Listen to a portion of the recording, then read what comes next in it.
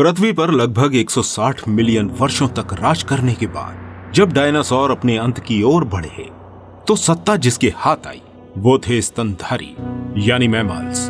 ये स्तनधारी जीव भी उसी जंगल का हिस्सा थे जब करीब 6.5 करोड़ साल पहले तक डायनासोर अपनी ताकत की नोक पर एनिमल किंगडम को दबा कर रखते थे।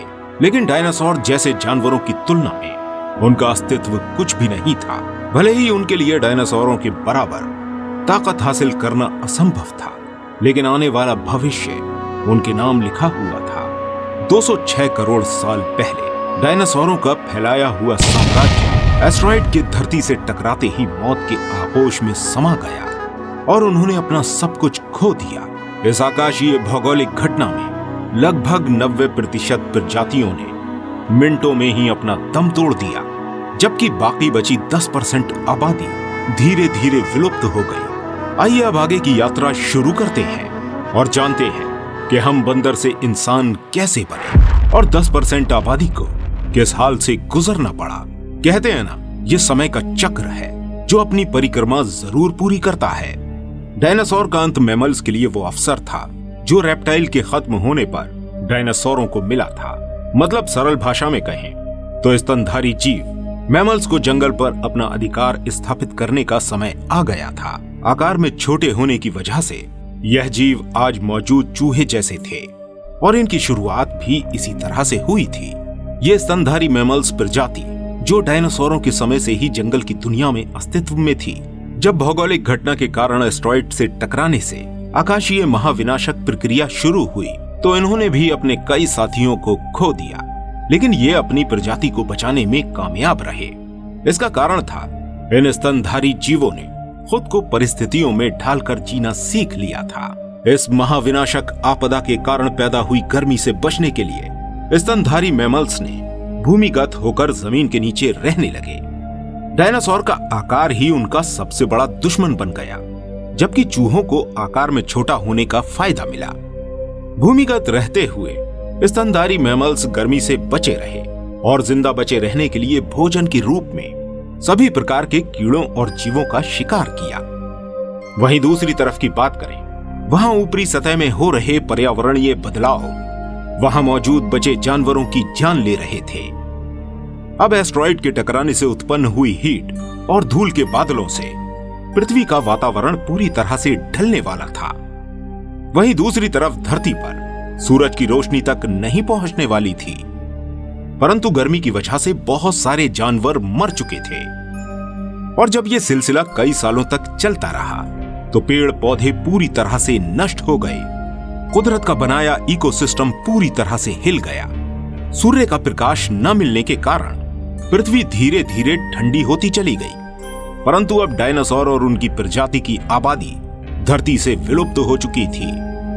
वहीं दूसरी ओर लगभग 5% ही जानवर बचे थे, जिनमें से ज्यादातर स्तनधारी मैमल्स की ही प्रजाति थे। इस महाविनाशक प्रलय के प्रभावों के रुक जाने के बाद धूल के बादल छटने लगे। वहीं दूसरी ओर पृथ्वी पर एक बार फिर वातावरण सामान्य होने लगा। फिर से पृथ्वी का इकोसिस्टम अपने पुरानी अवस्था में लौटने लगा।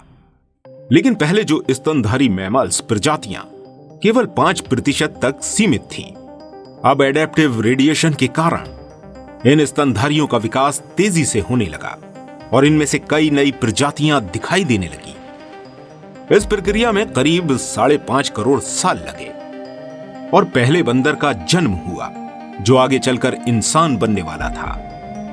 हम आपको यह बताते चले कि शुरुआती दौर में बंदरों की शारीरिक बनावट आज के बंदरों से काफी अलग थी। उनका शरीर छोटा होने के साथ साथ चेहरे पर आंखें आगे की ओर थीं, परंतु यह शारीरिक बनावट लंबे समय तक एक जैसी नहीं रहने वाली थी। इयोसिन इपोह की इस अवधि के दौरान प्राइमेट्स के सिर में एक महत्वपूर्ण एवोल्यूशन हुआ, जिसके कारण उनकी रीढ़ की हड्डी में भी बदलाव आया और ये चारों पैरों की जगह 2 पैरों पर खड़ा होना सीख गए। वहीं दूसरी ओर प्राइमेट्स के अलावा जमीन पर मौजूद पेड़ पौधों और पर्यावरण में भी विकास हो रहा था। जैसे जैसे धरती का तापमान बढ़ता गया, वैसे वैसे हमारा वातावरण बदलता गया। जब धरती का तापमान 24 डिग्री सेल्सियस तक पहुंचा तो वो पूरी तरह एक नॉर्मल स्वरूप में आ चुके थे और करीब 4.5 करोड़ साल पहले इसी बदलाव के चलते ही हमारे दिन रात 24 घंटे के हो गए। अब तक हमारे सभी द्वीप अपने अपने स्थान पर स्थित थे। वहीं दूसरी तरफ हमारी टेक्टोनिक प्लेट्स में भी हलचल होने वाली थी, जिसके तहत 2 बड़े महाद्वीप अपनी जगह से खिसक कर एक दूसरे के करीब आने वाले थे। ये वही द्वीप थे जिन्हें आज हम भारत के नाम से जानते हैं। अफ्रीका से अलग हुए भारत को एशिया तक पहुंचने में लाखों वर्ष लगे और जब ये टेक्टोनिक प्लेट्स एशिया से मिली तो हिमालय की श्रृंखला का निर्माण हुआ। इस निर्माण में अनेक ऐसी श्रृंखलाएं विकसित हुई जिसके कारण उत्तर में भारत की भौगोलिक स्थिति में परिवर्तन हुआ। इसके साथ साथ मौसम के मिजाज में भी भारी बदलाव होने वाला था। विश्व के सबसे बड़े पर्वत एवरेस्ट का निर्माण भी इसी टकराव के कारण हुआ और इसके फलस्वरूप ये तय हो गया कि आने वाले भविष्य में भारत में कई बड़ी नदियों का भी निर्माण होने वाला है, जो इस पूरे द्वीप के निर्माण को बहुत प्रभावित करने वाला था। हालांकि जहां एक तरफ धरती के हर द्वीप में विकास की शुरुआत हो रही थी, वहीं दूसरी तरफ विकास की होड़ में जीव जंतु भी अपने आप को काफी हद तक बदल रहे थे। जहां द्वीप अपनी वर्तमान स्थिति में पहुंच रही थी, तो वहीं दूसरी तरफ जंगलों में भारी गिरावट आ रही थी। इसी सिलसिले में ज्यादातर ग्रासलैंड का निर्माण हो रहा था। दूसरी ओर जानवर भी घास के मैदान में रहने के लिए अनुकूल हो रहे थे और साथ ही नई प्रजातियां भी विकसित हो रही थीं, जो घास के मैदानों में अपना प्रभुत्व जमाने की कोशिश कर रही थीं। भले ही प्राचीन स्तनधारियों में अन्य जानवरों को मारकर खाने की क्षमता नहीं थी, लेकिन अब विकसित स्तनधारियों ने अन्य जानवरों का शिकार करने और उन्हें मारने की शक्ति विकसित कर ली थी और अब वे अन्य जानवरों पर अपना प्रभुत्व जमाने में भी सक्षम थे। अब मजे की बात यह थी कि जंगल में स्तनधारियों की स्थिति वैसी ही थी जैसी कभी धरती पर राज करने वाले डायनासोरों की थी। आज से करीब 1 करोड़ साल पहले पृथ्वी अपने उस स्वरूप में आ चुकी थी जैसी आज हमें दिखाई देती है। वातावरण में पेड़ पौधे से लेकर जीव जंतु तक सब कुछ अपने पूर्ण विकसित रूप में आ चुके थे। यह कहना कि पृथ्वी पर सब कुछ था, लेकिन अभी भी एक प्रजाति थी जो पृथ्वी से गायब थी और यह प्रजाति निकट भविष्य में पृथ्वी के इतिहास को बदलने वाली थी। यह प्रजाति कोई और नहीं, यह इंसानों की प्रजाति थी। करीब 40 साल पहले पृथ्वी पर फिर से एक बड़ी हलचल के स्वरूप अफ्रीका के द्वीप के पूर्वी क्षेत्रों में एक नई पर्वत श्रृंखला विकसित हुई, जिसे हम ईस्ट रिफ्ट अफ्रीकन के रूप में जानते हैं, जिसके फलस्वरूप न केवल भौगोलिक स्थिति बल्कि मौसमी हवा भी बदल गई। वहां मौजूद जंगल में हवा का प्रवाह कम हो गया, जिससे मौसमी हवा वहां नहीं पहुंच पाई और नमी की कमी से जंगलों ने सूखना शुरू कर दिया। बारिश न होने की वजह से अफ्रीका का यह क्षेत्र काफी ड्राई हो गया, लेकिन इस जंगल में रहने वाले जानवरों ने हार नहीं मानी। अफ्रीका के इसी क्षेत्र में रहते रहे प्रोलेपिथेक्सस आगे चलकर हमारे पूर्वज कहलाने लगे।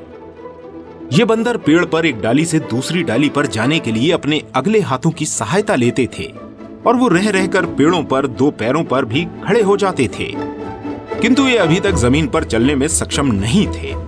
लेकिन उनमें उठ खड़े होने की क्षमता बहुत पहले से ही विकसित हो चुकी थी। इससे ज्ञात होता है कि 2 पांवों के सहारे टहलना मनुष्य का नहीं बल्कि एप्स का भी आविष्कार था।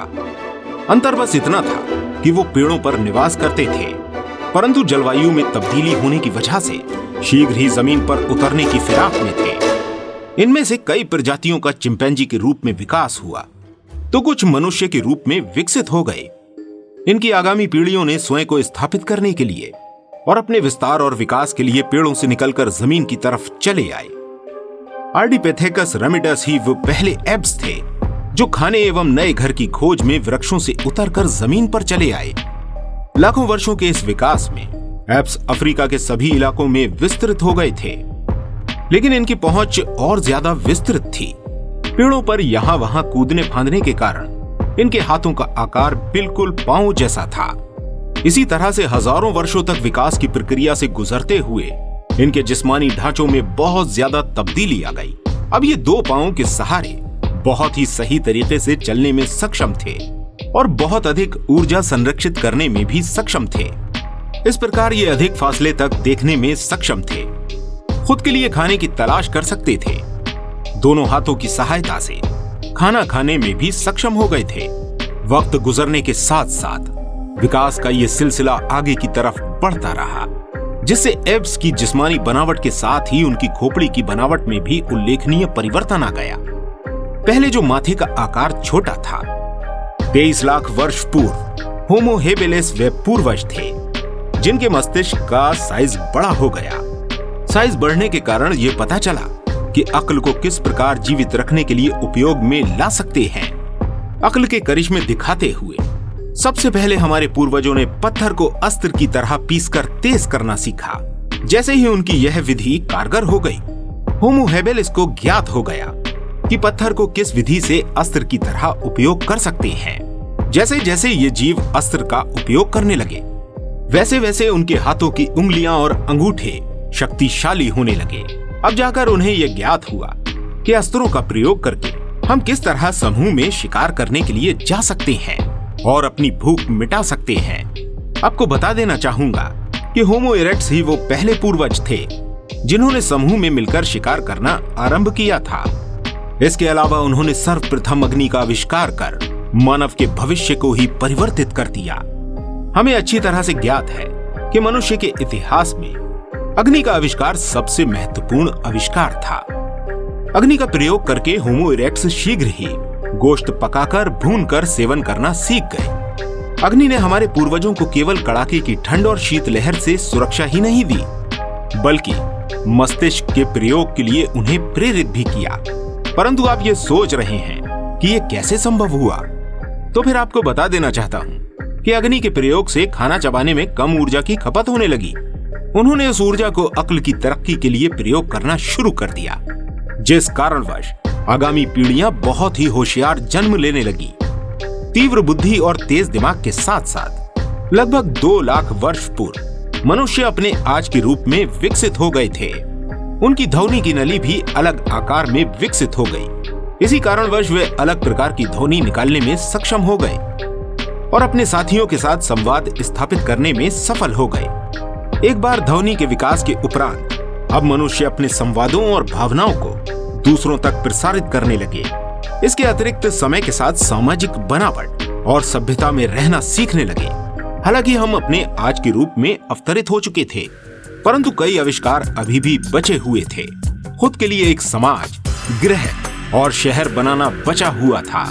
दूसरे शब्दों में हम यूं कहें कि मनुष्य अपने उन्नत चरण में है, किंतु आज भी विकास की प्रक्रिया निरंतर जारी है। मनुष्य आज भी परिवर्तित हो रहा है और उसका विकास क्रम चलायमान है। इस वीडियो के लिए इतना ही। इस वीडियो में आपको सबसे अच्छा पार्ट कौन सा लगा, हमें कमेंट करके जरूर बताइएगा। और इसी तरह की इंटरेस्टिंग और इंफॉर्मेटिव वीडियोस के लिए हमारे इस चैनल को सब्सक्राइब करना बिल्कुल मत भूलिएगा।